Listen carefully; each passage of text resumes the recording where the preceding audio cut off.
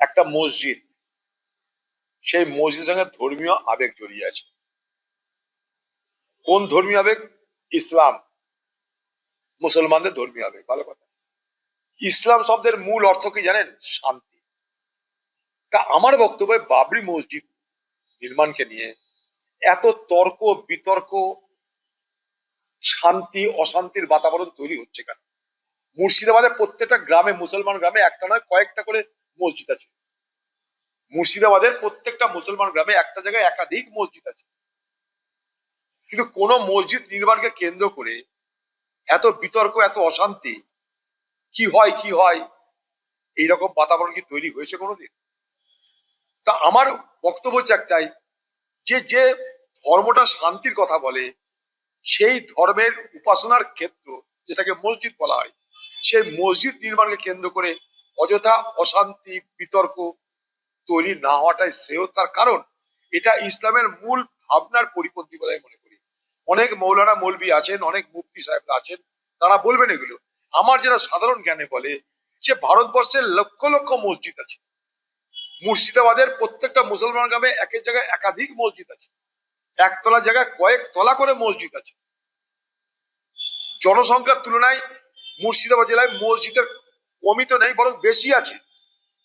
যা মুসলমান জনসংখ্যা তার থেকে বেশি সংখ্যায় মসজিদ আছে মুর্শিদাবাদ জেলায়।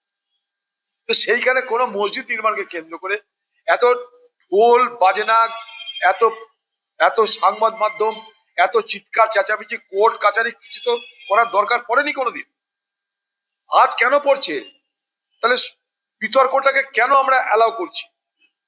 বিতর্ক, অশান্তি, তর্ক, তাকে নিয়ে অনুষ্ঠান করা, তাকে নিয়ে ঢোল বাজানো, এটা কিন্তু কখনোই ইসলাম সমর্থন করে বলে আমার জানা নাই।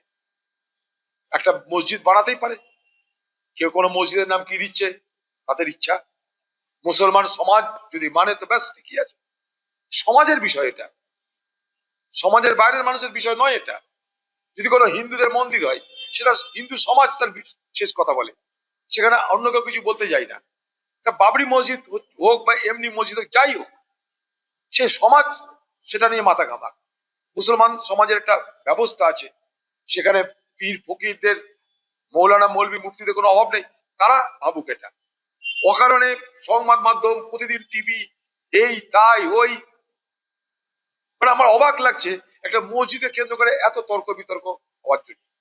ওখানটা দিয়ে আমিও প্রতিদিন যাই, অনেক লোক ওখানটায় কৌতূহলী লোক, উৎসাহী লোক, ওই ছেতিয়ানিতে দাঁড়ায়। আমি দেখেছি, ওটা তো আমারই লোকসভা, আগেকার আমার লোকসভার মধ্যে পড়তো। আমি ওই এলাকাতে পাঁচবার সাংসদ হয়েছি। মানুষ আসে কৌতূহল, তাদের কোনো টেনশন নাই সেখানটায়। খাবার দাবার বিক্রি হচ্ছে, আপনি সব খাবার পাবেন সেখানটায়। আগামীতে সেখানে তো থাকার বড় বড় ব্যবস্থা হবে, বলে হোক, আপত্তি কি আছে? এটা তো তর্ক বিতর্ক, ঝগড়া ঝঞ্ঝাট, অশান্তির বাতাবরণ কেন? আমার প্রশ্নটা এই জায়গাটাই। মসজিদ বানানোর আসল উদ্দেশ্য কিন্তু এটা হতে পারে বলে আমি মনে করি না। যে মসজিদ নির্মাণকে নিয়ে অশান্তি, তর্ক বিতর্ক অযথা মানে তৈরি হচ্ছে পশ্চিমবঙ্গ জুড়ে, এটা কখনোই কাম্য নয় বলে আমি মনে করি। পার্লামেন্টে না মানে ছিদ্র অনুসন্ধান করা বলে এগুলোকে, মানে হেয়ার স্প্লিটিং করা বলে। কোথায় একটু ভুল আছে সেটা খুঁজে বার করো। এরকম হাজার হাজার উদাহরণ আছে। ভারতবর্ষের পার্লামেন্টে দাঁড়িয়ে বিজেপির নেতারা, তারা কংগ্রেসের বিরুদ্ধে কি কি গালি গালাজ দিচ্ছে, তার হাজার হাজার উদাহরণ আছে। রাহুল গান্ধী কোনো গালি গালাজ দেয়নি, প্রশ্ন করেছে। আদানি আম্বানিদের বিরুদ্ধে রাহুল গান্ধীর এই যে জেহাদ, এটা আজকের নয়। হাম দো আর হামারে দো রাহুল গান্ধীর স্লোগান ছিল।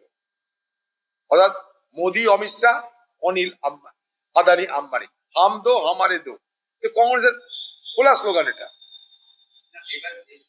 বলি এবার এগুলো কত আইনের কথা বলছে, যে আপনি কেন পার্লামেন্টের মধ্যে আম্বানিদের নাম নেবেন, এটাতে বক্তব্য।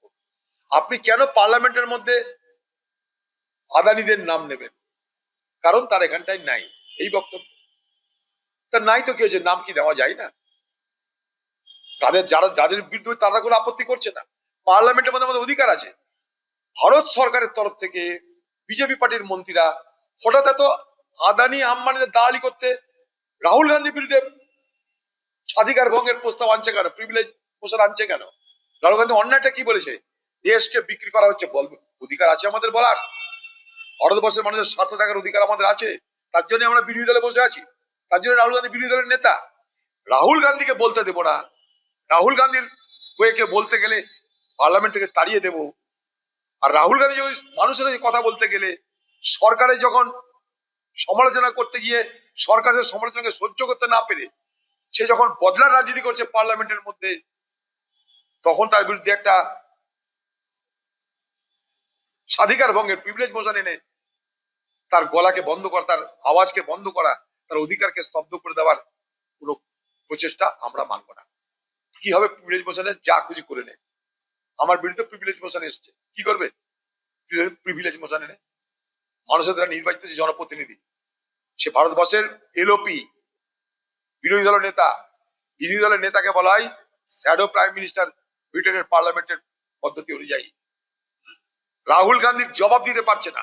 রাহুল গান্ধী যে প্রশ্ন করছে আজকে, রাহুল গান্ধী প্রশ্নের জবাব দিতে পারছে না বিজেপি পার্টি। রাহুল আতঙ্কে ভুগছে। Rahul phobia has been gripping the entire BJP party. Rahul ফোবিয়াতে ভুগছে, রাহুল আতঙ্কে ভুগছে বিজেপি পার্টি। তাই তার আওয়াজকে বন্ধ করে দেওয়ার অপচেষ্টা চলছে। দেখুন, আমি প্রথম দিন থেকে বলেছি, যেদিনকে এনআইএ এলো, যেদিনকে এনআইএ এলো সেদিনকে আমি যে কি বলেছি এখানে বসে আপনারা বক্তব্য দেখতে পারেন। আমি সেদিনও বলেছি এটা মশা মারতে কামান দাগা হলো, এনআইএর কোনো কেসই না এটা। প্রথম দিন বলেছি, যেদিনকে এনআইএ চালু হলো, মনে করে দেখুন আপনারা, এখানে মানুষের সাধারণ স্বাভাবিক ক্ষোভ বিক্ষোভকে, স্বাভাবিক ক্ষোভ বিক্ষোভ হতাশার বহিঃপ্রকাশ ঘটেছিল পথ অবরোধ করে, রেল অবরোধ করে। কারণ সাধারণ মানুষের ক্ষোভ বিক্ষোভের বহিঃপ্রকাশ এইভাবেই, যেগুলো সব টার্গেট সেখানটাই পড়ে, অর্থাৎ এটা অবরোধ করে দাও, ওটা অবরোধ করে দাও। সেটা মানে এটা নয় যে তারা সন্ত্রাসবাদী কাজ করছে। এনআইএটা কি? সন্ত্রাসবাদী কোনো কর্মকাণ্ড কোথাও হলে সেখানটায় এনআইএ আসতে পারে। কোথাও বড় সন্ত্রাসবাদীরা আক্রমণ করতে আসছে দেশের বিরুদ্ধে, কোথাও কারোর কাজের জন্য ভারতবর্ষের অর্থ ব্যবস্থা ভেঙে চুরমার হয়ে যাচ্ছে। মূলত এনআইএ কে এই জন্যই রাখা হয় যে সন্ত্রাস ঠেকানোর জন্য। বিদেশি সন্ত্রাস, দেশীয় সন্ত্রাস, অর্থাৎ দেশ বিরোধী সন্ত্রাসবাদকে, টেররিজমকে, টেররকে ঠেকানোর জন্য এই এনআইএ। আচ্ছা বলুন তো, ওই পরিবারের, ওই গ্রামের লোকেরা কি সেখানটাই সন্ত্রাস করেছে? সবকিছু তো ভিডিওতে আছে, আপনাদের ক্যামেরায় আছে। সন্ত্রাস কে করলো?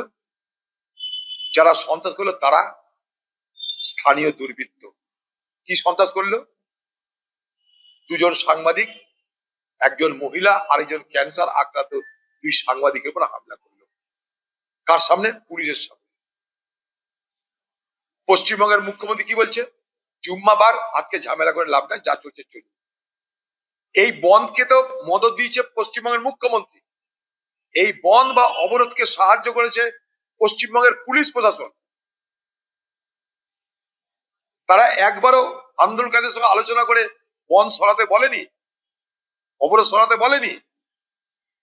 যখন আশা কর্মীরা কলকাতায় যায় প্রতিবাদ করতে, তাদের উপরে মহিলা, পুরুষরা তাদের উপর হামলা করে, রাস্তায় ছেঁচাতে ছেঁচাতে নিয়ে যায় পুরুষরা, পুলিশ। আর এখানে কি করেছে? চুপ করে দাঁড়িয়ে থেকেছে গোটা দিন, কারণ মুখ্যমন্ত্রীর নির্দেশ নাই। আজকে এনআইএ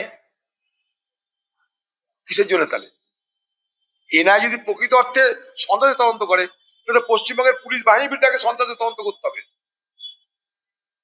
সেখানকার অতি উৎসাহী, অতি কৌতূহল মানুষ, তারা রাস্তায় কেউ দাঁড়িয়ে থেকেছে দ্বিতীয় দিন, কেউ হয়তো অবরোধে অংশগ্রহণ করেছে, কিন্তু কোনো মতে তাদের বিরুদ্ধে এনআইএ তার 15 নম্বর সেকশন, অর্থাৎ সন্ত্রাসবাদী চিহ্নিত করার কোনো কেস এটা নয়।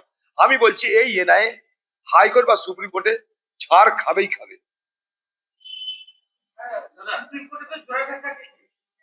খাবে তো বটে, কোনো মানেই হয় না। এটা মানে উলু বনে মুক্ত ছড়ানো এনআইএর কাজ হচ্ছে। সুপ্রিম কোর্ট তো এমনি বসে না এখনটাই, এরা চাইছে যে এই ঝঞ্ঝাট যেন না মেটে। কোনো যুক্তি হয় না। আরে এনআইএ, তুমি যদি এনআইএ থাকতে তাহলে দিল্লিতে লালকেল্লার সামনে ব্লাস্ট আটকাতে পারতে। কাজের সময় কিছু নাই কাজ, খালি বাহাদুরি ফুটানি, যেখানে নিরীহ সাধারণ মানুষের প্রতিবাদ সেখানটাই। আর বাংলার মুখ্যমন্ত্রী তাই চুপ করে থেকে গেলেন গোটা দিন, এবং বললেন তিনি কোনো ঝামেলা করুন আজকে পুলিশকে।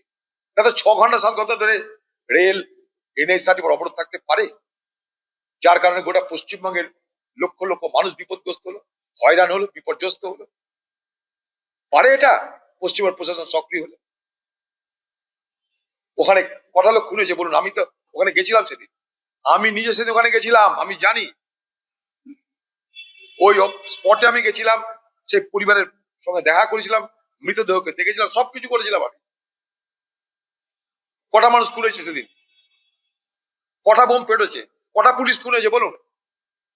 কটা পুলিশ রক্তাক্ত হয়েছে? সাধারণ লোকের উপরে হামলা হয়েছে। তারপরে আমাদের এই পার্টির টফি মোল্লা, আমাদের এই পার্টির নেতা, সে ওখানে তার আগের দিনও পুলিশ তার সাহায্য চেয়েছিল, সে সাহায্য করেছিল। তার পরের দিন যখন দ্বিতীয় দিন বন্ধ, তখনও সে ওখানটায় ছিল, পুলিশ সঙ্গে আলোচনা করেছে এই অবরোধ কি করে ওঠানো যায় তা নিয়ে। তাকে পর্যন্ত NIA কেসে আটকে দিয়েছে। আমাদের ভিডিও ভালো লাগলে লাইক এবং শেয়ার করুন, কমেন্ট সেকশনে গিয়ে জানান আপনাদের মতামত। আরও ভিডিও পেতে আমাদের চ্যানেল সাবস্ক্রাইব করুন এবং প্রতি মুহূর্তে খবরের আপডেট পেতে প্রেস করুন বেল আইকন।